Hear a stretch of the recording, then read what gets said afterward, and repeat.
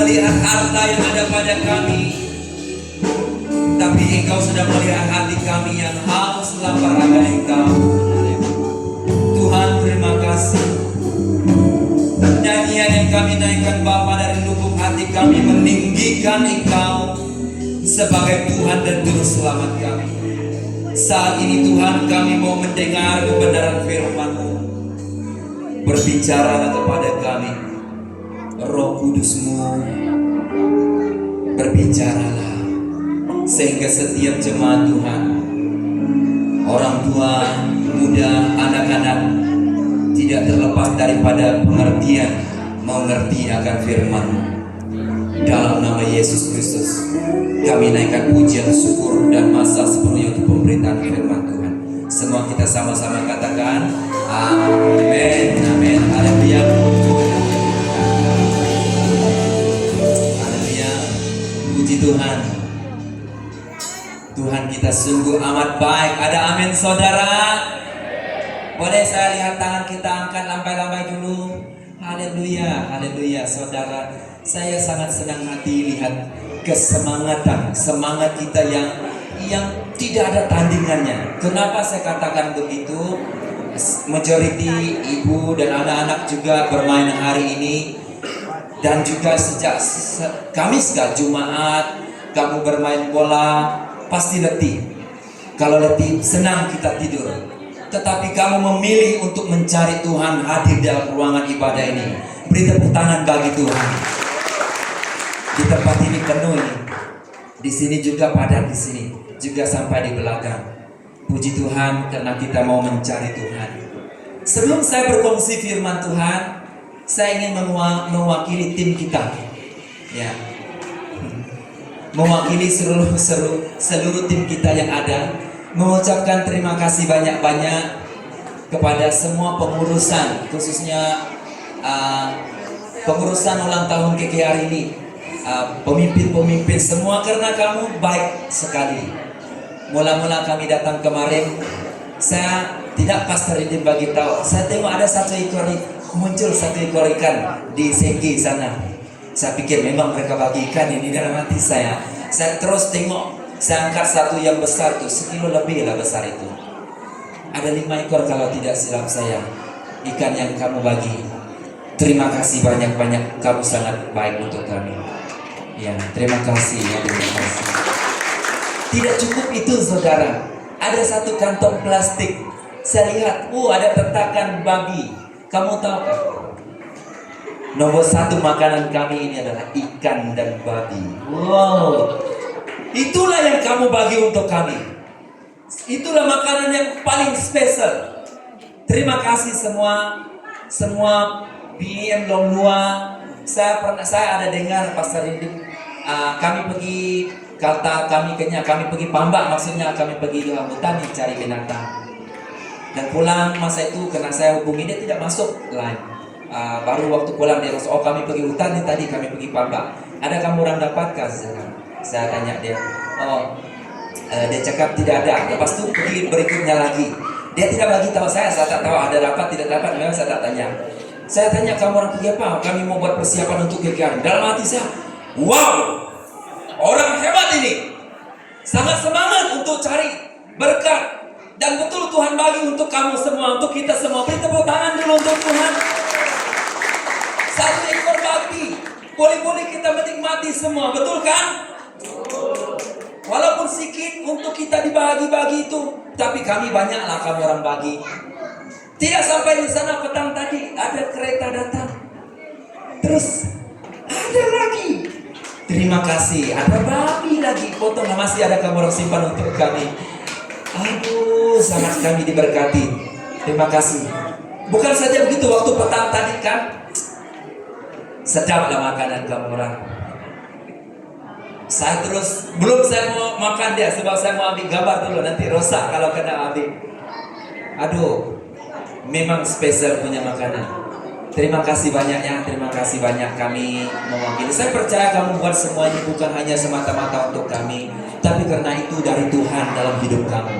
Amin saudara. Saya percaya kalau bukan Tuhan yang bekerja dalam hidupmu, tidak ada benda yang seperti ini. Tidak ada benda yang semudah itu. Kamu tahu ikan harga di bandar, harga sekilo itu boleh tinggi tahu, mahal tahu. Tapi kamu sanggup bagi itu untuk kami makan. Karena kamu tahu, bukan sebab kamu hanya mau memberkati kami, tapi kamu juga mau melayani Tuhan. Kamu sedang melayani Tuhan, saudara. Kamu tahu apa yang kita lakukan, besar kecil Tuhan itu sangat berharga di mata Tuhan. Bahkan kata firman Tuhan, memberi secangkir air kalau kita melakukannya dalam nama Tuhan Yesus, Tuhan memperhitungkannya. Saya percaya mungkin kita tidak banyak harta di bumi ini, tapi kita berlimpah-limpah di sorga, di tempat kita ke sorga suatu hari nanti. Seperti semalam kita datang ke dunia ini hanya sementara seperti perantau. Bila-bila kita akan dipanggil Tuhan. Waktu kita kembali nanti, dan itulah hidup yang kekal. Sebab itulah kita menabur sesuatu yang kekal. Kita menabur sesuatu yang manusia duniawi tidak cari itu. Tetapi orang yang hidup dalam Tuhan, dia tahu apa yang dia lakukan dalam Tuhan. Ada mahkota yang kekal. Dia bukan menabur dengan kekosongan, tapi dia tahu upahmu besar di sorga. Beri tepuk tangan bagi Tuhan. Terima kasih sekali lagi. Bapak Ibu jemaat Tuhan yang dikasihi Tuhan, semalam saya sudah sentuh tentang satu poin yang ada tema kita boleh. Semalam saya bicara tentang tema kita kemerdekaan dalam Kristus. Semalam saya sentuh tentang keinginan daging. Memang semua kita ini ada keinginan. Tipulah kalau kita cakap saya tidak ada keinginan, pastor. Betul kan? Setuju atau tidak? Tanya kawan kamu sebelah, kamu ada keinginan kah? Tanya dulu. Kalau dia jawab tidak, saya rasa itu malaikat dari surga sekarang ini. Semua kita ada keinginan. Tapi keinginan kita ini telah dikawal oleh Roh Allah yang kudus, sehingga kita dapat mengawalinya. Sehingga semua yang pernah seperti keinginan daging dengan kesimpulan keinginan mata, keangkuhan hidup tidak akan pernah puas. Memang ini tak pernah puas. Kau dapat 1.000 hari ini, kau mau 2.000. Saya pernah jumpa seorang businessman, Troy lah, ya, orang yang kaya, Tokesnya, ada ex Troy. Kamu tahu apa yang dia cakap begini? Kalau saya dapat 1 miliar, saya mau 2 miliar. Saya dapat 2 miliar, saya mau 3 miliar. Saya mau 3 miliar, saya mau dapat lebih lagi. Tak pernah akan puas. Tapi kamu tahu, dia makan nasi, makan sayur, kenyang, sudah cukup pun. Sudah cukup pun. Tapi manusia tidak akan pernah puas, sehingga dia terjebak dari perangkap keinginan ini. Keinginan itu telah menjerat dia, membawa dia menyimpang kepada perangkap-perangkap setan. Perangkap-perangkap kuasa iblis yang sudah saya sebutkan semalam di dalam Galatia ini semalam. Ya, saya banyak sebut tentang ini semalam. Yang paham katakan amin. Saya punya suara harap cukup untuk membangunkan kita. Walaupun kamu letih, kita tetap bangun malam ini. Tapi pada malam ini saya mau bicara tentang cara hidup yang baik. Kata firman Tuhan ini, milikilah cara hidup yang baik di tengah-tengah bangsa-bangsa bukan Yahudi, supaya apabila mereka memfitnah kamu sebagai orang durjana, mereka dapat melihatnya dari perbuatan-perbuatanmu yang baik dan memuliakan Allah pada hari Ia melawat mereka. Teks ini daripada bahagian ini 1 Petrus 2 ayat 11 hingga 17. Kamu boleh lihat rujuk ayat itu. Nah, memiliki cara hidup yang baik. Tepuk kawan kamu sebelah. Miliki cara hidup yang baik, bro.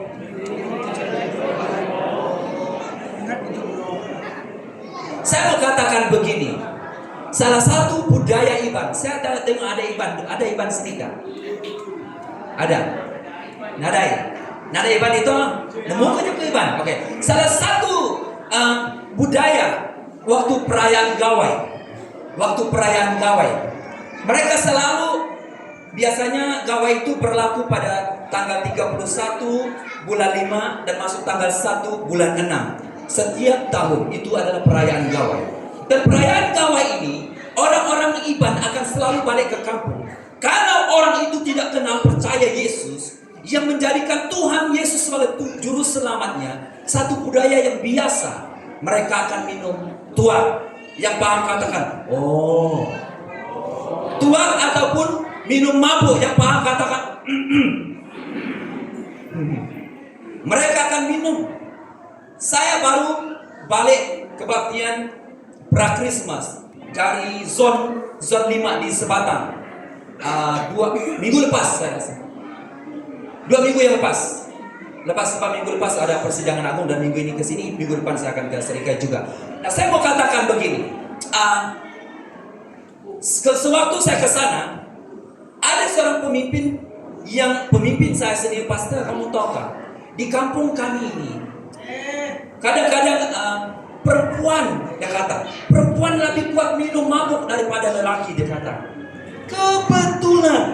Kebetulan, waktu saya pergi hari 5 itu, sampai saya sebelum saya sampai di Sebatang, tempat mereka ibadah itu, tempat gereja-gereja berkumpul di tempat itu, tiba-tiba satu perempuan overtake saya.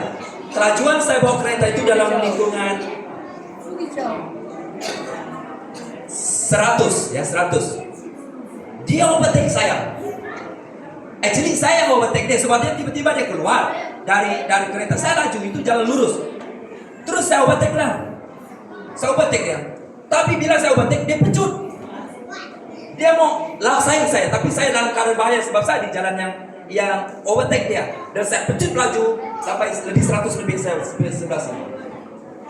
Dia di belakang, saya tahu siapa driving itu, saya tahu dia perempuan. Tiba-tiba dipecut lagi, overtake saya. Saya tak salah, overtake, jangan lurus. Sekali dia overtake saya, tiba-tiba hampir accident dia, saudara. Dia belok mau masuk sebelah sini. Kamu tahu keadaan kelajuan 100 lebih, untuk break itu bukan senang. Habislah orang ini dalam hati saya. Sebab itu dekat lagi saya mau sampai, dia pusing di jalan besar itu. Dan sampai dia, saya break juga. Kalau saya terus laju, habis lah. Saya break, saya lihat dia macam apa yang ini. Kenapa ini terjadi macam itu? Jadi waktu kawan saya cerita, jangan-jangan itu orang mabuk, dia kata. Hah? Ya kak, kenapa? Orang sini. Kalau kamu tahu kak, pastor, kadang-kadang perempuan lebih kuat mabuk kuat minum dari lelaki, dia kata. Kamu tahu, kadang-kadang kawan, walaupun mereka sudah kenal Tuhan, tapi waktu mereka pulang, ada yang minum alkohol. Saya tidak tahu bagaimana kebiasaan kita dalam budaya kita. Waktu kita merayakan sesuatu perayaan yang bagus, yang bukan di gereja, adakah kita selalu membawa alkohol, minuman mabuk? Ataupun waktu kita dalam kedukaan, kita bawa botol-botol, bawa ke tempat persekutuan supaya kita minum mabuk? Itukah cara hidup yang baik sebagai orang percaya? Yang paham katakan, oh betul. Adakah itu cara kehidupan yang baik kalau ketika kita dalam kedukaan, ketika kita dalam kejayaan, mungkin sambut kereta, rumah dan sebagainya, sesuatu yang membanggakan kita, adakah patut kita bawa minum-minum yang dimana kamu adalah orang percaya, sesuai itu menjadi cara hidup Anda?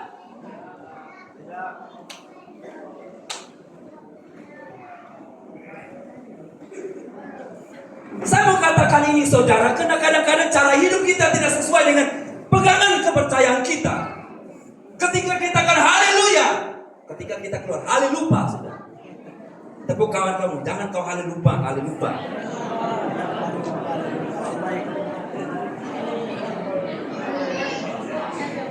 Tanya kawan kamu sebelah lagi, kamu oke kan?